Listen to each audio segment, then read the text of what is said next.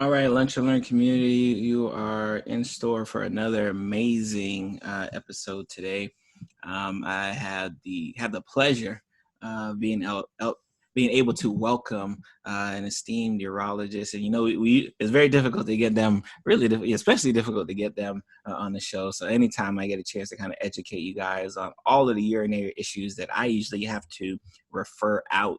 I'm definitely blessed, and she took the time to kind of come on and pass some of her knowledge on to us. Again, Dr. Milhouse, thank you for coming on to the show.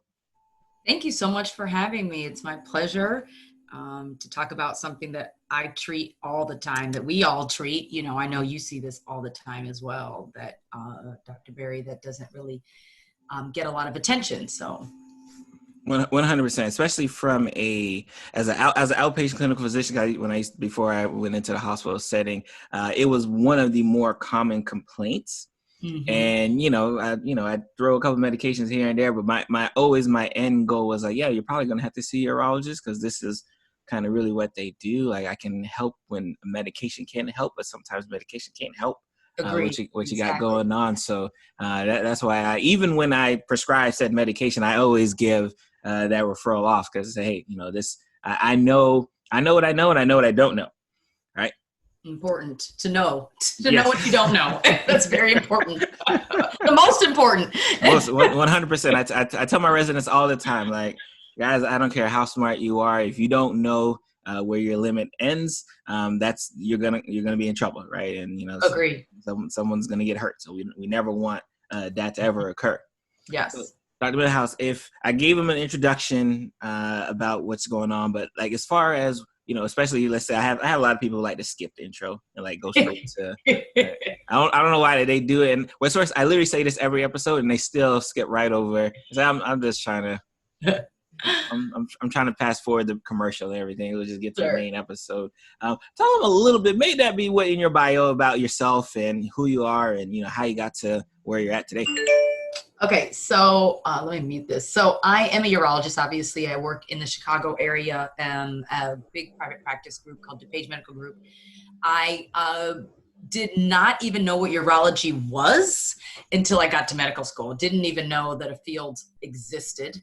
That was urology. And when I heard about it, I didn't think anything of it. That's not me. Why would I want to do something that tends to be more on the male sexual medicine or reproductive side of things? I mean, obviously urologists do a lot of urinary tract, which is both men and female. But anyway, long story short, I saw a Black woman urologist I met.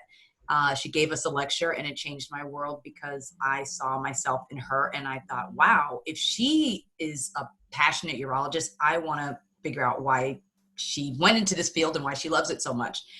And from then on, spent a lot of time with different urologists that were all wonderful to work with, and I loved what they did. We deal with a lot of quality of life issues that we get to really get to have a relationship with our patients, because we're discussing a lot of things that are embarrassing that they wouldn't tell anybody else.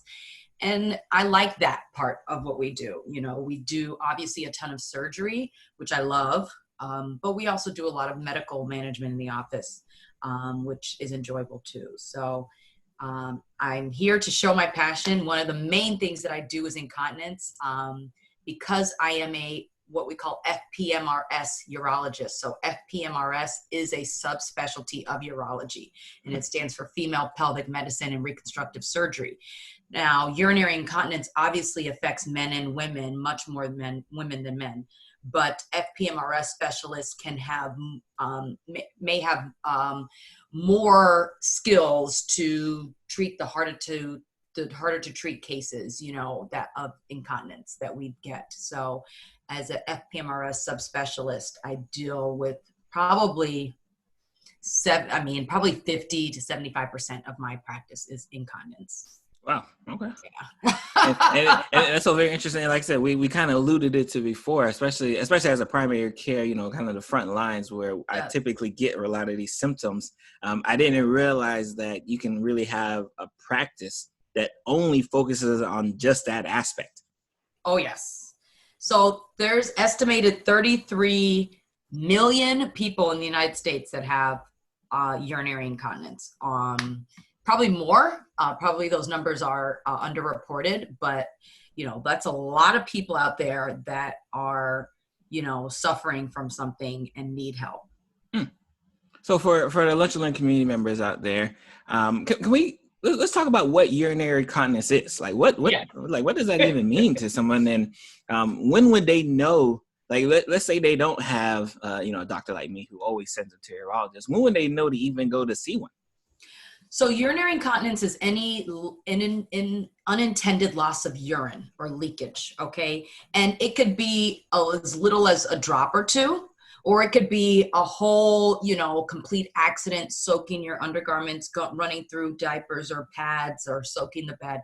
And it can happen day or night. Urinary incontinence has one factor that I find is misunderstood in both patients and in non-urologists, is that urinary incontinence is not one cause. Just because you leak urine doesn't mean that there's just one aspect of it, okay? When we think of urinary incontinence, think of it as, is the bladder doing something it shouldn't? So it's contracting or losing urine, not when it's, it's causing you to lose urine or have an urge that you didn't intend. Or is the sphincter is the set of muscles that hold things, from coming out. So it's, outside of what we call the bladder opening is a sphincter in men and women. And is the sphincter not doing something it should? The sphincter should hold in urine when we don't want to urinate, okay? So it's either the bladder doing something it's not supposed to, or the sphincter not doing something that it's supposed to do, or a combination of both.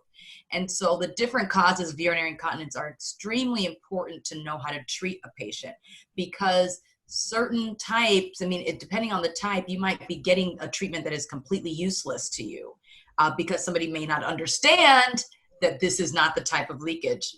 For instance, one thing I see all the time, and I'm sure this isn't you, Dr. Berry. Hey, Lunch Link, you can't see me, but unless you're watching the YouTube video, I'm smiling because in my mind, I'm like, ooh, I wonder if I'd be sending. So one thing I see all the time, and I educate my patients and fellow colleagues, is a patient, let's say a woman who's had a few kids, and she says, every time I go for a run, or every time I'm in the gym, or every time I cough, I leak urine. It's been driving me crazy. My doctor gave me these pills. They didn't work. What can you do for me? And I'm saying to myself, okay, this is the wrong indication. Pills don't work for this type of leakage, which is called stress incontinence. And that's more of the sphincter not doing what it's supposed to do. Activity is inducing the leakage. So medications which are geared for the bladder is not appropriate to use for that type of leakage. Okay. So then I have to tell patients, okay, well, yeah, that's why medications were never going to work for you, because you have a different type of urinary incontinence and we need to do this. Very, very, very common example. It's so funny because in my mind I was like, I wonder how many referrals she gets. Countless. The doctor is sending them like, oh hey, I've given all of the medications and it don't seem to work. I'll let you. So yeah, and then what was the other part of your question? You said what is incontinence?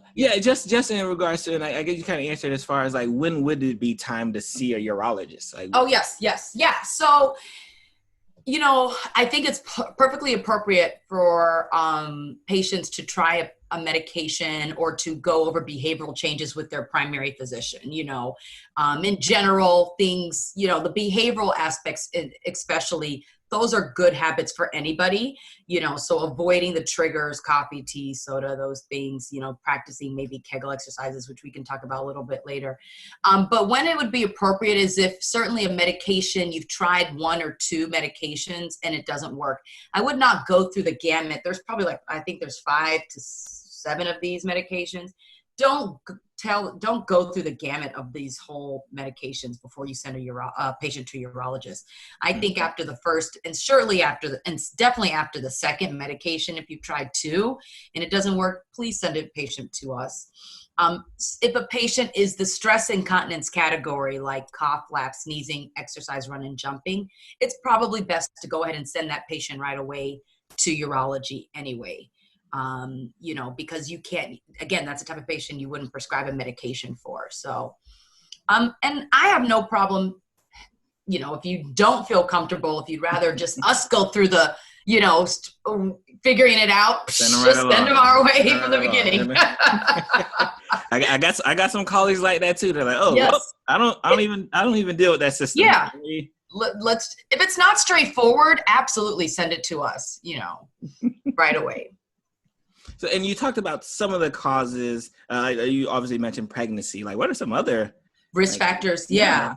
So risk factors for incontinence. So first of all, women, just by being, our urethra is shorter, and our sphincter is less, robust, if you will. Women, being a woman is a risk factor. Women have a higher prevalence of incontinence than men. Probably about 50%, maybe up to 50% of women have experienced incontinence in some form, and maybe 10 to, the numbers are hard, but 10 to 25% of men. Okay. So women, pregnancy is a risk factor, particularly for the stress incontinence. And let me just stop by saying stress incontinence, I've said multiple examples. The other type is urgency or overactive bladder incontinence. And that's the most prevalent one in both genders, where you kind of suddenly have a strong urge that you can't hold back. And you find yourself like I tell patients, are you doing the pee-pee dance on the way to the bathroom? Are you like leaving a trail behind you? Or are you having an accident like completely on yourself? So pregnancy is much more of a risk factor for the stress incontinence. Weight gain can be a risk factor. So being overweight, diabetes can be a risk factor as well. There are previous pelvic surgery or previous prostate surgery. Obviously a prostate surgery is only happening in a man, but that can be a risk factor. So previous pelvic surgery. Neurologic conditions absolutely can be risk factors. So patients who have a history of multiple sclerosis have a high proportion of those who have incontinence. Patients who've had a history of stroke, those patients are at higher risk of incontinence. Parkinson's, dementia, higher risk. So we see a lot of those patients as well. And it sounds like within your questionnaire, especially when they're first time they're coming to see you, this is kind of the checklist that you're kind of going through to try to figure out, hey, which way do I need to go with this patient in front of me? 100%. When I first see a patient, I get them to tell me what their problem is in their own words. What is happening? Oh, I leak when I, have to go to the bathroom. As soon as I wake up, I have to run there. I want to get them to say it in their own words. And I tell them, what bothers you the most? What is the aspect? Because some patients will have both issues. They say, well, we have to run to the bathroom and I don't make it. And some patients will say, well, when I cough or I go to the gym and I exercise, that also makes me leak. And the most important question then becomes, what bothers you the most? Because it's the most bothersome part of their symptom that you need to start with first. Okay. This is quality of life that we're talking about. Then I obviously go through their medications and their past history. I'm really focused on, like, if they have any neurologic problems. Again, if you had a stroke before, you have a history of multiple sclerosis. Have you had back surgeries? Sometimes back or spine interventions might potentially point to a risk or a cause. Previous pregnancies. What treatments have they already done? If they've already done things, let's not start, let's redo them over. Let's move you forward. So from your history, and I talk a lot about this a lot with my residents, but like from a historical standpoint, are you able to get by that time usually enough information so you know which route to go? Or are you still having to do like tests, right? Because I think that's what question my patients always ask me. Well, what are they going to do? Like, they always want to know what you guys are going to do. Like, that's always again, I've never been a urologist. I don't know what y'all do within the clinic, but for some reason, a lot of people are a little bit afraid to go. So it's always like, oh, what are they going to do when they go over there? Like, Oh, great question. So it's it's kind of funny because now in current COVID environment, I'm doing a lot of these consults via, not FaceTime, but electronically. Telehealth medicine. So I will say this. I mean, you can, in most patients, some of scenarios are different. In most patients, you can tell which type of leak or which way you're going to go just by getting a thorough history, especially if you just let the patient talk in their own words, like this is what is happening. Okay. So most cases I can say, okay, well, that person is urgency or overactive bladder, and that person is stress incontinence. Okay. Now, we do like to do an exam. I do like to do pelvic exams, and it's a quick pelvic exam. It's not usually painful. It's not like a gynecology exam that's, might involve a pap smear. It's a very quick pelvic exam. I'm just looking for what the external area around the urethra looks like. If you have cough, flap, sneezing, leakage, I'm going to want to see it on exam, so I have patients cough in front of me and to see, okay, are you leaking? We also do what's called a bladder scan most of the time in an initial consult for sure. And what that is, it's like it's a painless, like little mini ultrasound of your bladder. And it's not even showing pictures. It's just giving us a result of how much you retain or don't retain after you urinate. So we ask you to pee, and then we measure what you leave over. And that can give us some information just to make sure that there isn't also another problem of the bladder not emptying and it's contributing to your leakage in some kind of way. So, but most of the time we can already figure out which way to go just by very thorough history. And I can tell you, especially for the men who listen to the podcast, they are letting out a sigh of relief because, and again, I get the same issues when I try to have to send them to like gastroenterologists too. They always feel like some invasive test is going to happen. Like that's always their big fear. And I'm not sure what your breakdown is as far as the gender of patients you typically see, but like that's just always a fear for men, right? Like if I gotta go somewhere, does something have to get stuck somewhere? Like that's I gotta be honest for them. I'll ask the questions for them because I know that's what they're thinking. That's the frequently asked questions before I say, all right, I think you need to go see the urologist. Like, do they have to stick something up there? And then we don't have to do a prostate exam for incontinence for the men. All right. Now you might get a prostate exam for other reasons, so but yes. That's too funny. So, I guess that kind of leads me, like, what type of? I know you kind of specialize in your practice. Like, breakdown gender wise, are you seeing? Is it just because of the sheer numbers of more women having it? Are you seeing more women in your practice, or how is that? Okay, so because of my gender, I'm a woman urologist, and women want to, ideally, if you give them a choice of here's the male urologist and here's the female urologist, which one do you want to see? They're like 9 times out of 10, they're going to want to see the woman. Okay. Mm-hmm. And so that increases my proportion. Do you get the inverse as well? Like people are like, I don't want to see. Sure. There's definitely, I will say the women tend to be, I love my women. They tend to be more biased than the male patients. Male patients, they're a little bit kind of, a few of them are a little bit, admittedly uncomfortable at first, sure. Talking to a woman urologist, about these things. I treat the other aspects of urology. So erectile dysfunction, that tends to be where, men might be really kind of, uncomfortable at first. But they're, tend to be kind of go with the punches. Okay. If you're a urologist, so I trust your judgment. Women, it takes a little bit more time to gain their trust, I think. And it might be easier for a woman to do that. I tell my women patients, listen, go to a urologist that you feel comfortable with. It should not be based on their gender, okay? Because I know really, really amazingly smart women and men urologists who do what I do. So, but I do see more women than men, yes, because of my subspecialty, because I'm a woman in the field. And because incontinence, again, which is a large part of my practice, ends up being more prevalent in women. I definitely want to talk about this later. Just being a woman in your field. Yeah. So we'll definitely, especially black women in your field, Yeah, right? So that's definitely yes. we'll definitely touch on that aspect as well.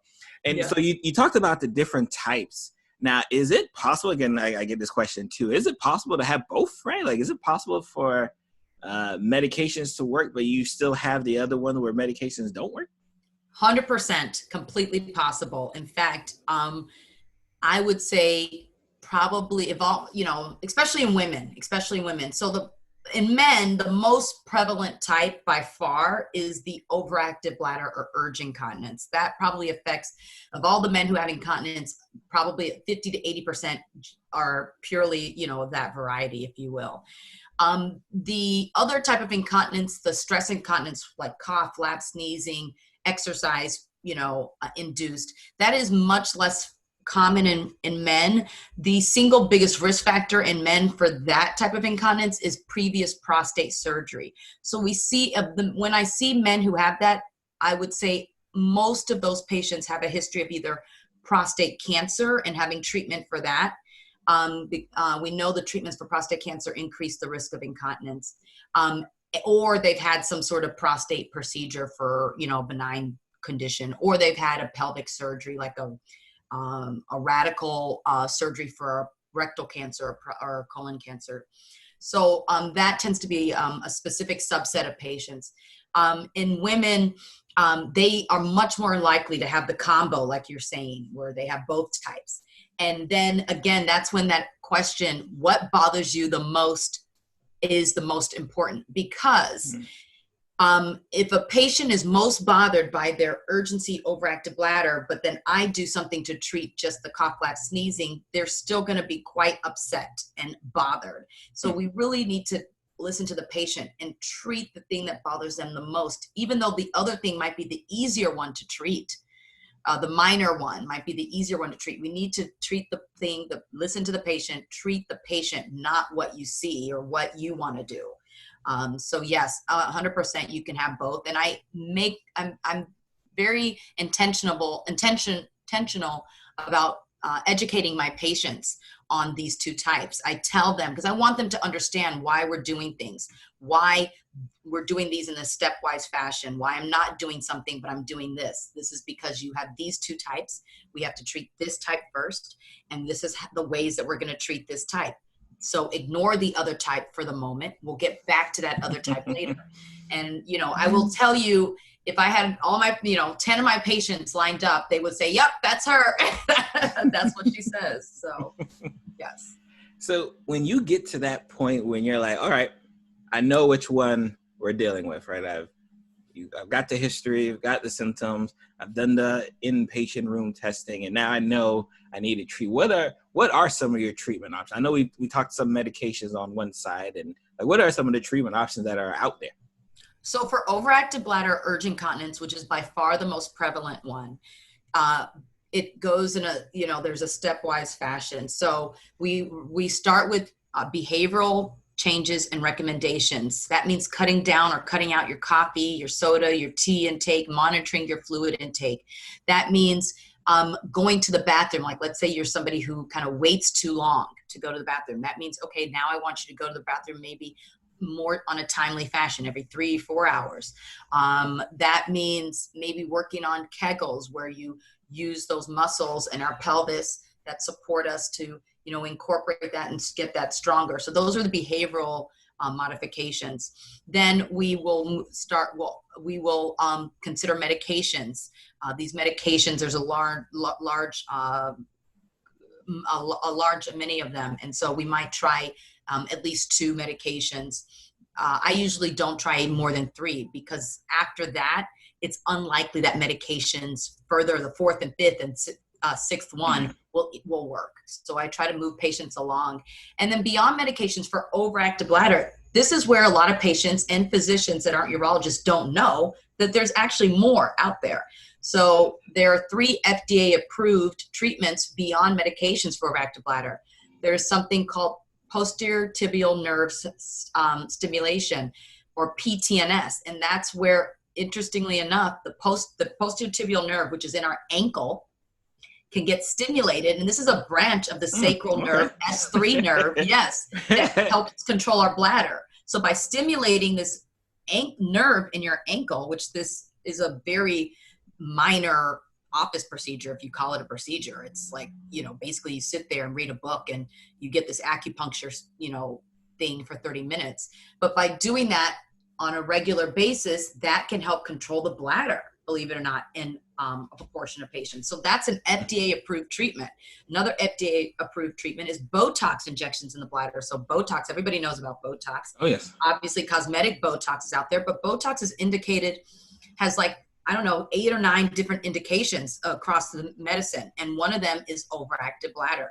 So we can deliver Botox injections through into the bladder through a camera, and we can do this in our office. And Botox can help control a significant portion of patients who have overactive bladder. And it's something that if it works usually for about 6 months. So they, I tell patients it's like going to the dentist. If it works, come twice a year, get it done. It's a, quick office visit, go on about your day. So that's an FDA-approved treatment. And then is there any pain with that? Any pain with? Ooh, it's not painless. It is not painless. We do try. You can numb the bladder up by put a catheter in the bladder, and we instill lidocaine for 30 minutes typically. Then that can help significantly numb patients up. It's tolerable. It's tolerable. And the Botox injection process is less than 10 minutes. So it's pretty quick. Yeah. So I have a lot of patients that are very happy with Botox. And then the other option that I do a lot of is called sacral neural stimulation. So you can actually have a pacemaker-like, I say in quotes, pacemaker-like device, small device that's implanted just underneath the skin in your upper back, the lower back, I apologize. And it has a stimulating lead attached to it that targets the S3 nerve. The S3 nerve, or the sacral nerve that is in our pelvis, actually helps control the bladder. And so that is approved to help control bladder or overactive bladder. It is also FDA approved for fecal incontinence too. So my patients, there are patients, and I always screen for this, that have some who have obviously overactive or urge incontinence, but also have some fecal incontinence.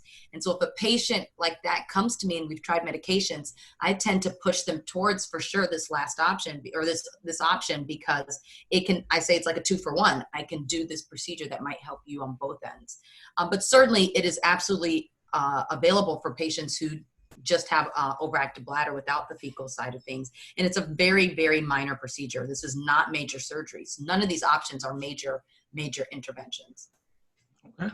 All right. So, and it's very good to know, because again, especially the listeners who have these symptoms, that's always a big fear. Like, I don't want to have this huge surgery that may or may not work, and I become disfigured. And my men always think about ED, right? Yeah. And I'm pretty sure. Obviously, right? Like, So I'm just thinking, like, what are my men gonna ask? Because that's what they want to know. Like, is this a possibility that I can get ED after this? Right? Because if I got to deal with urinary incontinence versus ED, I'll take the incontinence every time. Yeah. The answer is none of these are major operations, and they all have minor risks. Certainly not a risk of erectile dysfunction. That's the nice thing, is that there's, minor risk. I've operated on patients in their 80s, treated them with one of these options, the last one even. So it's out there. It is out there, and they're all FDA approved. They've been around for a very long time, actually. Now, do you find that just I'm not sure popularity is the word, but the reason why most, especially, primary care doctors and just really the general lay people don't really know about those other things, is that they kind of get fixated on either medications or nothing? Or what would, because obviously we see the commercials about the overactive bladder, but we never see any of that about those kind of, especially the one in the ankle. Like, we never see any of those types of things. Yeah, well, yes, it's not marketed marketed. I think there are a few Botox commercials, but there certainly is nothing, there's none of the ankle, the PTNS, the sacral neurostimulation. Those aren't out there. So a patient won't know unless a doctor tells them, oh, this is out there. And I do think we as urology need to do a better job at communicating with our primary physicians on, hey, when you see a patient, let them know there's more that we can do for you, because the problem too is the patient drops out before they even can hear that there's options, or they even consider it.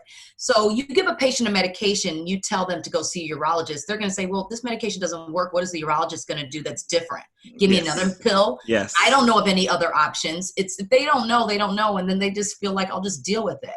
But if you tell a patient, here, try this medication. If it doesn't work, guess what? There are other options beyond medications that might be available to you. So you tell them that the first time you see them, you've hopefully bought them into the process, that they have hope. Maybe this doesn't work, but there's other things. If they never know, they never know.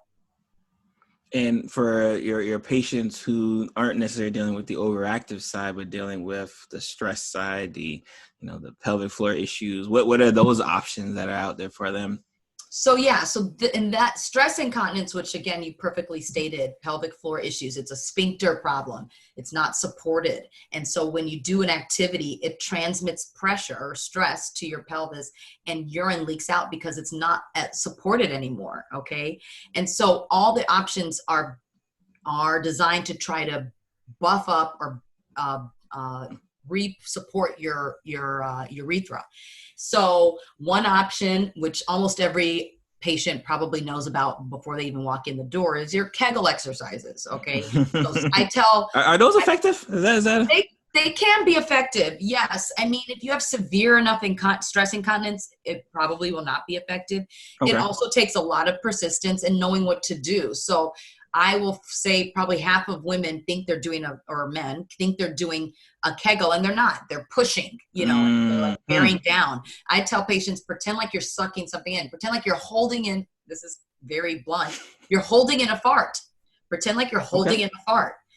That sensation of like sucking it in that's the pelvic floor that you're contracting. And so there are physical therapists. So one adjunct to Kegels are incorporating pelvic floor physical therapists. Pelvic floor physical therapists can help you to strengthen up these muscles. And this can be a very notable improvement in a proportion of patients who have stress incontinence. It can also actually help with the first one too, the overactive bladder incontinence too. Beyond Kegel exercises and pelvic floor physical therapy, then there are more kind of deliberate interventional options. One, a non-surgical option is something called so for women, pessary, or a pessary for incontinence is a vaginal insertion device that's placed in the vagina in the office and used to support the urethra like a speed bump underneath it. And it's a device that the patient can learn to take in and out periodically themselves. So they can just wear it if they just need it for when they're going to the gym, put it in when they go to the gym so they don't leak, take it out when they go home. Or if they have it more consistently throughout the day, they can wear it in their vagina for days on end. And then take it out periodically once a week or at night or something like that. So it's a non-surgical way that can help patients. And any issues with like safety, cleanliness or anything? Well, yeah, I mean, you can't, if you leave it in too long, it can cause a lot of discharge, which is unpleasant. It can also cause vaginal bleeding because you can get breakdown of the vaginal mucosa, like an abrasion, like a pressure ulcer, if you will, but in the vagina. So that can cause bleeding. I don't have a lot of patients like that, but every once in a while I'll have a patient who's had a pessary in for like 6 to 12 months. And it's, it's like, okay, let me, we need to just readdress this. So the risks are minor. I mean, that will heal if you just take it out. I will say pessaries for my young patients tend to be not that popular of an option because my young ladies are like, I don't want to trade my pads for something that I have to put in my vagina all the time. I want something where I don't have to do, actively. Active management. Okay. So then they may, and not to say just my younger patients, for a lot of my patients, but then surgery is an option. And the most common way that we treat this is by a sling operation. And a sling can involve a mesh or can involve non-mesh material. But a sling is basically re-supporting the urethra like a hammock through a minor procedure that involves a small cut in the vagina and sometimes some additional cuts in the groin or the belly. And we re-support the urethra with this kind of tape-like product. Again, that tape can involve mesh. I do a lot of slings. It has a very high success rate.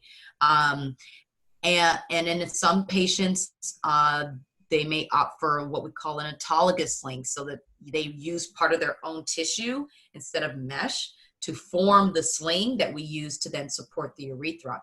That procedure is more involved and definitely more invasive, because we have to cut them like a C-section scar and get a piece of their tissue that way before we even do the sling. But that's one of the main options. There's a procedure that we don't often do, but it is also can be done, is called bulking, urethral bulking. Think about fillers, like plastic surgery. They put fillers in people's cheeks to bulk it up or plump up their lips or whatever. You can do fillers in the urethra almost with like collagen is one example of a product we use for bulking that can bulk the urethra so that it provides resistance, so that there's less leakage with activity. Oh, okay. All right. Like, I can see that. Like just more pressure to, okay. Yeah. Plumper urethra that's kind of causing more resistance. Yeah. That's interesting. I guess flip side, and I'm just asking as a physician, like would that lead you at a risk for like maybe like urinary retention then? Like would you go the opposite way if you? Sure. Okay. Yeah, all of this is an art. You can have urinary retention is a potential risk factor for any of these options, because we're re-supporting the outlet. So absolutely, yes. Yeah. Sorry, I want you to learn community. I like to. I'm getting just as educated as you guys. I'm like, I wonder if they do that, then I wonder if they didn't come back to me like, hey, doc, I can't even pee anymore. Like, we talk about that for the men. So those were options for women. Mm-hmm. For the men to be complete, not leave the fellas out. Yes. For the men, same thing. Physical therapy, Kegels. Men have Kegels too. Beyond that, there are. I hear that like, of course, my men tell me that it don't work for us, right? That's just a women thing. It's harder to explain. It's harder to teach a man how to do a Kegel. In my experience, I will say that it can work, but it's harder to teach. Yes. Beyond Kegels, the non-surgical option for this cough, laugh, sneezing, leakage, or stress incontinence, it's going to sound like a medieval torture, but penile clamp. It sounds terrible. I know. Let's go. But it's not as terrible as it sounds. It's actually like a cushion. They have a cushion, and it's, think about it. It's like a clamp that goes on the outer part of the penis. The urethra goes through the penis. So if you clamp just, along the shaft, it can cause resistance so that you don't leak when you're playing golf, or the man doesn't leak when they're coughing or they're going to the gym or going for a walk with their dog. And so penile clamps can work in some patients. Beyond that, we have slings for men. There is a male sling. So just like women can get slings for this, a male sling product is out there that does the same thing, re-supporting the urethra like a hammock. And then for men, one of the more unique options that they have is something called an artificial urinary sphincter. And that's basically an artificial device that looks like a little mini blood pressure cuff. And that little mini blood pressure cuff we put around the urethra, and that causes the urethra to be closed at rest. So the urethra is closed, so you're not losing urine when you're out and about doing things. But then when the man wants to urinate, they obviously need the urethra to be open. So part of the device has a concealed pump in the scrotum. This little pump that's in the scrotum, the man pumps this pump in the scrotum, and it opens up the cuff so that the man can pee. And that's been around since the early 1970s. And that is the surgical gold standard for treating male stress incontinence. I was going to ask, which one do your men typically I do a lot more of the artificial urinary sphincter in men because by the nature of, it has more data behind it. Most of the men that I see with that are pretty severe. So the male sling is good for patients who have mild to moderate, but for patients who have severe, more than 4 pads a day, and patients who've had radiation. So again, male stress incontinence tends to be somewhat of a unique group because most of those men have had treatments for prostate cancer or some sort of prostate related procedure. And so I would say probably half of the men I treat, they've had radiation for their prostate cancer treatment. And the male sling has been shown to be less effective in that group. So, and I know a lot of our conversation, especially for Lunch Learning community members, may have us leaning like all you're seeing is people over the age of 60, right? Like what is some of the age range of people who are walking into your office and your clinic with these similar complaints? Like what are some of the age ranges that you're seeing? All over. I will say, obviously, incontinence as a whole tends to be more prevalent as the older we get. In women, it peaks, it gets higher at menopause and then starting at menopause and then steadily gets higher with every decade. Same with men. Why menopause? What is, that's interesting. Okay. There may be some estrogen related changes that make incontinence more, of a risk. So we don't know it. I don't think we understand it completely, but we do think that hormonal status may play a factor. But in any case, I've seen young patients with incontinence. I mean, young people, even kids, can have overactive bladder. I see patients who say, I've had this all my life, but I've just secretly dealt with it. And so that, again, I tell people overactive bladder is equal opportunity, condition, young, old, men, women. I have seen young women. We do think that high impact exercise or sports can increase the risk of stress incontinence in young women. So I have seen a handful of patients in their teens who are super athletic. Oh, I'm on the cross country. I play volleyball. I'm in track, that have cough, laugh, sneezing, exercise, and do leakage.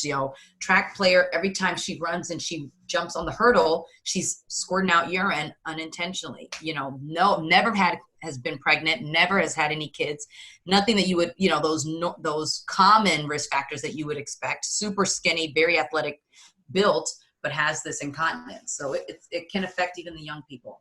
That's very important to know, especially as a primary physician, because I can tell you that question is probably not even in my armamentarium when I think a person is young. Like why, especially as a primary care doc, why would I ask my 20-year-old, my 25-year-old, like, oh, hey, you ever had any problems like dribbling? Or like I don't even think that would even like come to mind. So that's definitely good to know. To make sure that's a question I gotta like, oh, hey, by the way, ask them about this just in case, especially if you're saying there a lot of people are walking around, I had this all my life and just more embarrassed, but I'm pretty sure if a physician, someone like a primary would say like, hey, any problems? Yes. Right? They probably be like, oh, doc, I've been waiting. You're absolutely right. You're absolutely right. They're waiting to tell somebody, they want to bring this up. They just don't know how. They probably think, especially if you're young, you probably think, gosh, I must be like the only person that has this. Yes. Why am I so young and dealing with this? I'm too embarrassed to even tell my doctor. So yeah. Sure. So for especially because we've heard the kind of the gamut, right, from start to beginning, right? Is there any way, right, that I can even like prevent this? Is there anything I can do to, I guess, avoid seeing you? Like what is there any process I can start now and say, all right, maybe if I do this, I can avoid seeing urologists when I get older? So healthy living, healthy diet are always good things because weight is a factor, okay? And certain foods and drinks can increase incontinence. So I tell patients, ditch the sodas, okay? Soda is just Coke, sodas, pop, whatever region that you say it. I say soda because that's what I grew up saying, but everybody says pop here in Chicago or Illinois. So pop, soda, Coke, ditch that, make that for special occasions only. Don't, same thing, don't moderate coffee, tea intake. I personally used to be a big coffee drinker, got to residency, and it was causing me to have overactive bladder. I had to go all the time, very urgently. So I had to give it up because I just didn't have time. So doing that, dietary modifications can help avoid it. Even patients I've heard women talk that are pregnant, like, well, I'm not going to have a vaginal delivery because that is worse than having a C-section. And that is true. Probably a vaginal delivery might increase the risk, but guess what? Even with a C-section, just by having a pregnancy, carrying a pregnancy, even with a C-section, you can have that risk of the stress incontinence. So I don't generally advocate for patients to choose one method over the other just because of that. Okay. Yeah. All right. And before I let you go, I obviously have to, kind of delve into the fact that, fortunately, you had that one Black urologist who came to speak, right? Just maybe by chance, maybe by not. And that kind of, led you like in the direction, right? When you're going in this process of becoming a urologist and you're starting to realize like, oh, wow, there's really not a lot of women here. And there's definitely not, and I mean, this goes for medicine in general. There's definitely not a lot of Black women in here. I was going to say, I knew that before I even got into the process. Exactly. I was you don't even have to tell me. I'm almost sure like, oh, there's not a lot of women. I already know like the number of Black women is even smaller. Like what's that process been like? Just, and again, as a urologist, right? As a female urologist, and patients are coming to see you, and you're like, whoa, like do you ever like experience like, oh yes, like I'm definitely glad that I was able to kind of go this route, or like, wow, it's crazy that I was able to go this route. Like, what's been the process like? Well, number one, representation matters. For me, it changed. I would have never thought about this field, and I love this field. I would do it. I would pick it over and over again if I had to go back and choose it, 100%. Yes. So for me, the big thing is replicating that and trying to be visible on social media, or, mentor people, or get out there and talk to young people, say, hey, maybe it's not a urology, but you could be, ophthalmologist, you could be a plastic surgeon, you could do orthopedics, okay, as a woman of color. I would say going through the process, fortunately, has been majority of the time been a pleasure, okay? People ask me, well, how have you been received by maybe your attendings or your colleagues? And I will say I trained at the University of Chicago, loved it. I'd like to say and think that I was one of the favorites. But yeah, it was a very welcoming environment. Absolutely. We celebrate diversity where I trained. And I would say, fortunately, majority of institutions are more want to have that diversity, and are, as a specialty, we, as the American Urologic Association, we publish the numbers of women who matched. We love that. We want to show people out there like, yay, there's more women that are getting in the field now. So it's been very positive. Some patients are definitely timid, more from the gender side of things and the race side of things. Personally, I can think of a handful of patients who flat out definitely were like, you're not touching me. I don't want a woman, urologist treating me. And, it's your loss, boo-boo. It's not mine. You will be able to experience the fabulousness that is me, okay? Yes. And I've had a few unfortunate, like, racial, patients who did not want to be treated by me because of my race. And you know what? I sleep great at night. 100%. I know my skill. I'm sure you have stories too. Oh, yes. But again, by far, it is such a pleasure. The sisterhood in urology is so tight and so good. I mean, we have there's not a lot of us, so we all have like the same stories. We have a certain personality of just, being there for each other, because we know what it's like to be surrounded in a very male dominated specialty, in a boys club, if you will. Right. And then the few of us Black women too, or, and then there's actually a Black urology community too, definitely tight knit. There's a even tighter knit Black, women urology community. There not a lot of us at all. So, I'm very fortunate and feel very privileged.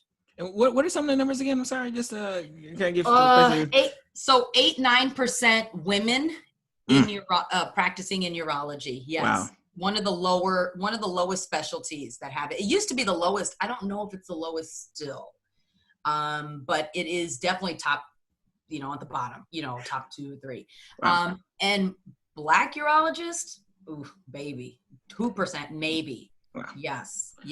And the reason why I shake my head at that is that understand, especially that from a numbers game, that a lot more women are going to need to be seeing a urologist. But the fact that 92% of the field is dominated by men, I can only imagine from the patient side, right? Because obviously, much like community members, a lot of them are patients, right? Fortunately, they better be patient because they better be going to their doctor, right? Yeah. I can only imagine being a woman and wanting to see a female urologist and literally not even having that ability to do so. Oh yeah. Like depending on where you're at. Look, I'm in South Florida, so in fact, it's so funny. We have one of our urologists. I love her, Dr. Labi. She actually promotes herself as the female urologist, right? Like, yes. like that's her thing. Like she does not see men. Like she's like, she's like, I don't see men. Like, and I said, like, is like, can you? She's like, yeah, I can, but I don't want to. You can. But she's like, no, and people know her. Like my patients, especially my female patients, will come and be like, oh, I need to see Dr. Labi. And I'm like, oh, how you know about that? Oh, well, she's a female urologist. Like, why wouldn't I see? Like to the point where I don't think my patients realize men can handle the stuff that they have. Like, cause she's done a great job in her advertising. Shout out to Dr. Labi. Shout out to that. I agree, right? You're absolutely correct, though. So when they see that there's a female urologist in their community, the doors go busting wide open, So absolutely. I have a female partner in my group, and she's awesome. She's excellent. And she was the only female urologist in this massive group of ours until I became the second one. And she actually was really happy to have me come along. She's like, I wouldn't mind having a little bit more diversity. I was like, I do want to see the men too. So maybe you can take some of the women. So I can see some of these men again. Yeah. So. Yes. Yeah. No. Again, I was thinking, especially from the physician side, but even worse from the patient side. Like if I literally did not have maybe I feel more comfortable seeing. And again, I don't want to assume that you would feel more comfortable, but maybe I would feel more comfortable seeing a female urologist. But I don't even have that ability because it's not. Wow. It's 90, not there. 90. Wow. That's wow. Okay. Yes. All right. Yeah, we live in like, decently sized big cities, right? So the chances are you might have a woman urologist somewhere in the vicinity. But there's tons of communities around the United States that they're not there. Not there, not having a choice. Yeah. Okay. Before I let you go, I definitely want, people to be able to obviously follow you. First of all, side note, you're absolutely amazing. I recently started following you on social media. Absolutely amazing. Thank you. Amazing person to follow, especially because you do like me. You do like a lot of fun stuff, but you do a lot of teaching stuff, which is always good, right? Because I think we need way more physicians like out there, like to combat some of the craziness that that's out there on the internet. So I love seeing our experts out there saying like, no, this is what it is. This is the education. So where can people follow you, find you? Especially if they're in the Chicago area, get into your practice. Like give us all that information. Let us. Thank you so much. First of all, I love my Instagram page is where you can find me. That's my personality. So it's at Dr. Milhouse, and Milhouse is with one L. So at DrMilhouse. And on Instagram. And my Instagram is definitely, you're going to learn urology, but you're going to see my real life. You're going to see like my personality, motivation. I really have found that my Instagram is not only for my patients to find me and to learn about me, but also for young students, college students, medical students, residents to be inspired and I've been able to reach out to so many students from all over, from all the way back home in Nigeria, all the way in the Caribbean, the way, college students who want to be doctors. So absolutely, I'm an open book. If you have something you want me to talk about on Instagram, just send me a message. And then my practice is Dupage Medical Group. So our website is www.dupage, D-U-P-A-G-E, medical group, all, obviously one word, .com. Okay. And you Lunchline can community members, I will me. have this in the show notes as well, so you don't have to write it down. I will have her links in the show notes for you guys. Excellent. Yeah. Thank you so much. It's been fun. Yes. And no. Thank you for, again, educating our community, educating me. Right. Like I said, I'm already mentally adding questions I need to start incorporating, especially for, again, I'm sorry, younger patients, I forgot about you guys. I really thought this was an old person's issue, right? And I didn't think you'd be young enough to deal with it. Clearly you are. Yes. And I definitely want to make sure that we're addressing it, so you're not walking around in your teens and in your 30s and your 40s with this problem that you've always had, that you just wished somebody would have said, hey, by the way, what's going on? Yep. Can you pee correctly? And then go from there. Exactly. Yep. Wonderful. Well, I'd love to be back on the show. We can talk about something else. I love to hear we can talk more for the men. Yes. I mean, my men, and I'm pretty sure you already know, my men are scary. Men are scary when it comes to anything. Because they always, I don't know what happens in the urology office that they've seen on TV, but it's always oh my God, I don't want to be on this table. I don't want stuff stuck. They just don't want things stuck in them. It's just it's the image of the big man with the glove, snapping the glove and then doing the rectal exam. Yes, so total fear of it, right? Yeah, Dr. Milhouse, thank you for an amazing episode. And like I said, Lunchline community members, please follow her. Amazing person to follow, to have a good time laughing, to be educated, right? Which is always a plus for me on both sides. Yes. Thank you so much. Have a great one. You take care of yourself. Will do. Thank you. Okay. Bye.